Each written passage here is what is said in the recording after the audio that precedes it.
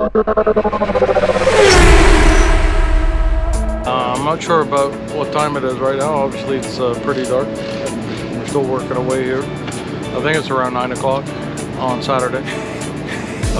Austin had 2 races today.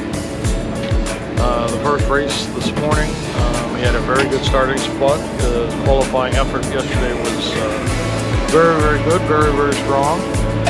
Put him right up near the front, and we were very hopeful that today was the day he was going to bring home a podium.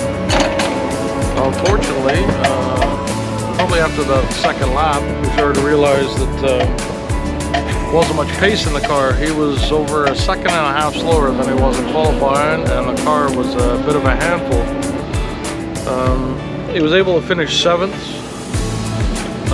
but when we got the car back, we had noticed that going back to qualifying the night before, something happened on the last lap of qualifying that caused a red flag, which he was involved in. He got turned into at the top of the corkscrew and had to take evasive action and had to go over a sausage curb that's there. We didn't think anything of it, but unfortunately it had, unbeknownst to us, bent the crash box which holds the splitter and loosened the mounts. So when Austin went out for the race this morning, as soon as you start putting downforce on the splitter, it would flex more than it should, and it made the car handle poorly. So we swapped all that out in between race 1 and race 2.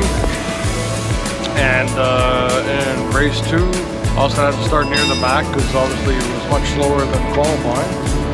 And he was flying. He drove a great race. He was aggressive. Placed his car well. He was moving up through the field. He was up to 4th with about maybe 10 minutes to go, and closing in on 3rd. We were hopeful that everything was going to go well, and he was probably his best race of the season so far in the dry. And then all of a sudden, he just didn't come around. Radioed in, said the car shut off, and obviously we're here at 9 o'clock at night.